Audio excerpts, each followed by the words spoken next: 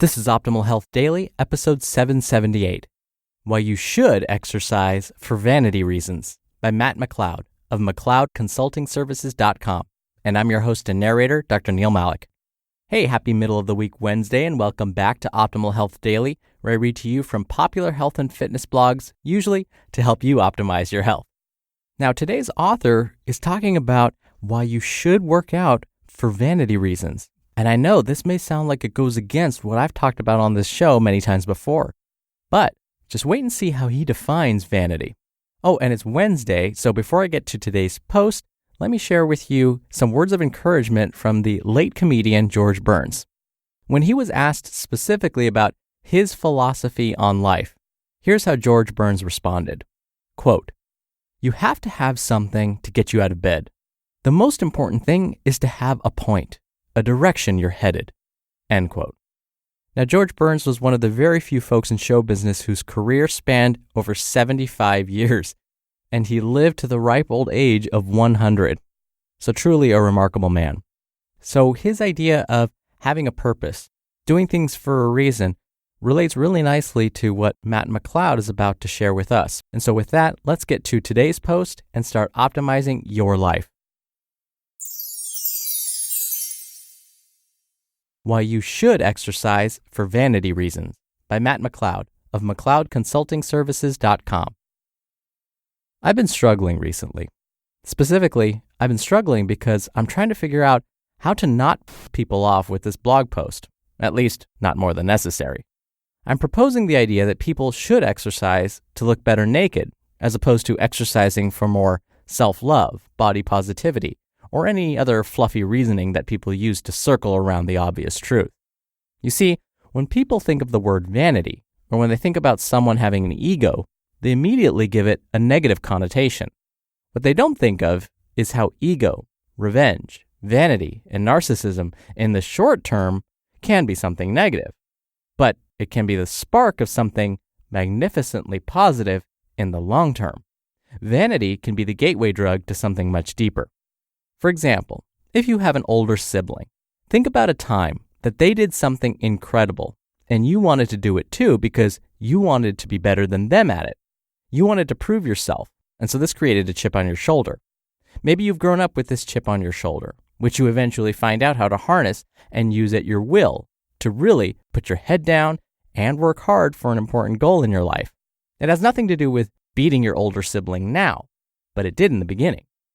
I'd argue that in the long term, that initial ego is what set you up for a net positive gain.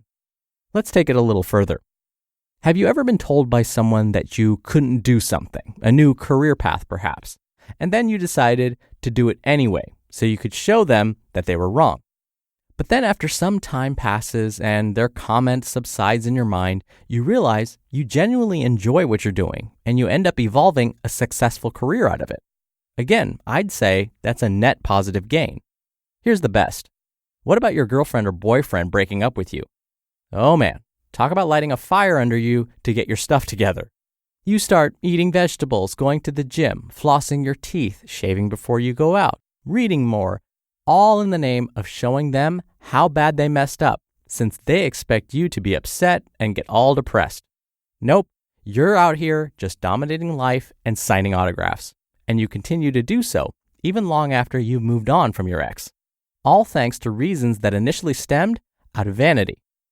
The point of all those examples is to show you that a large number of things you do at first are not solely because you wanted to do them for high and mighty reasons, as you may try to convince yourself.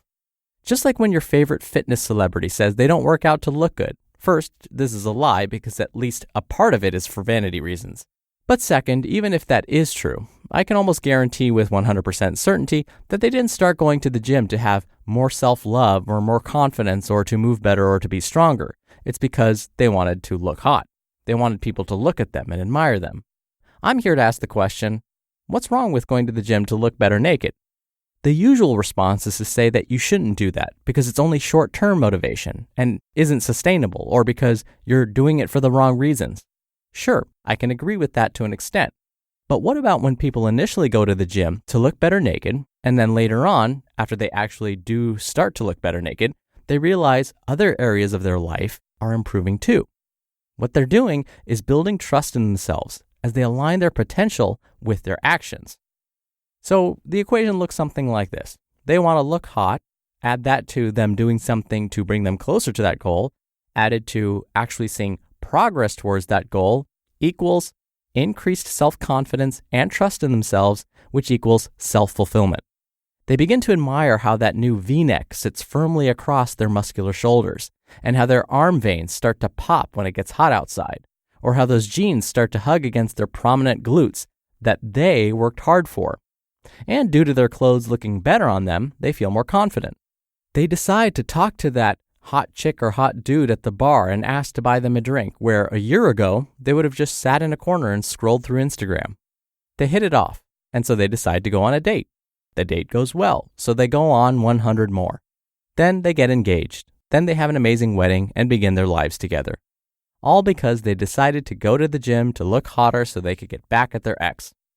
That one small spark of revenge morphed into a lifetime of happiness. Tell me again, what's wrong with lifting for vanity reasons?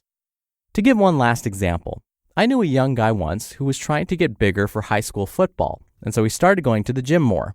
Well, pretended he was going to the gym more because of football, but he actually just wanted to get bigger arms and traps so he would be admired by his friends and the girls at school.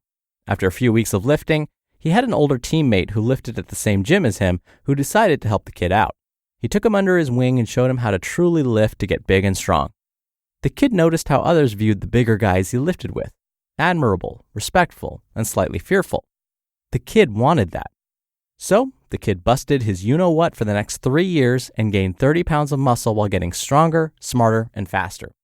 His peers treated him differently. His coaches were pumped with his improved performance on the field, and the girls definitely weren't opposed to his new look. He fed off of this, but started to realize something interesting. The new admiration and respect from others began to dissolve away as it started to become more and more common. Something different began to take place instead of the aforementioned vanity reasons. He started to realize what his true potential felt like. If he could put his mind to improving in the gym through hard work, self-discipline, smart planning, and never quitting, what other areas of his life could he apply these attributes to? If he could go to the gym 3 times a day for weeks on end, why couldn't he start reading and learning for an hour every night? If he could eat peanut butter and jelly sandwiches in the school bathroom between classes just to gain weight, why couldn't he have the same discipline to begin carving out a career path he truly enjoyed doing every day? If he could diet every single day for 21 weeks in a row and win his natural bodybuilding pro card at the age of 22, why couldn't he use that same grit and patience to start his own online coaching business and help as many people as possible and fight through the procrastination to write this darn article you're currently reading? Well, here we are, my friend. I am that kid, and I'm telling you that the essence of what you're reading right now started solely as a reason to get more chicks and have my friends admire me. All because of one thing: potential disguised as vanity. You just listened to the post titled, Why You Should Exercise for Vanity Reasons by Matt McLeod of McLeodConsultingServices.com. Dr. Neil here for my commentary. So what was Matt's point?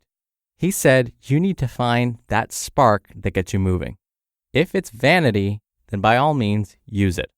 The trick is you need to find that one thing that helps you take that first step.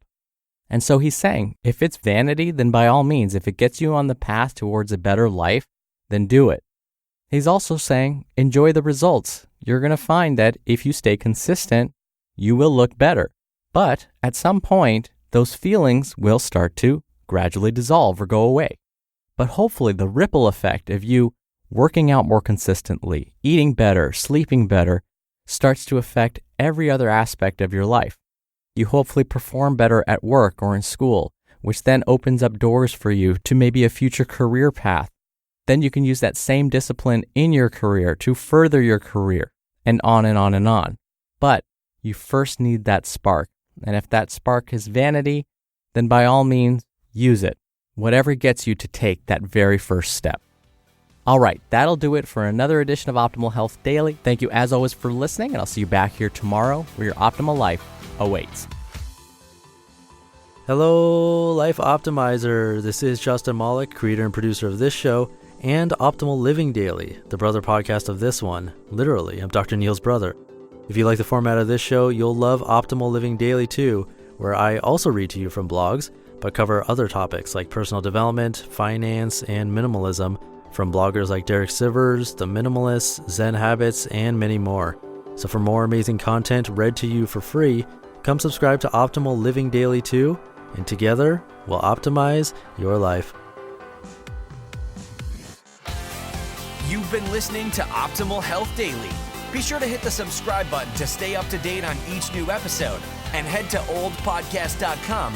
That's oldpodcast.com for a free gift, as well as more actionable tips and resources to help you maximize your potential. Thanks for joining us, and remember, your optimal life awaits.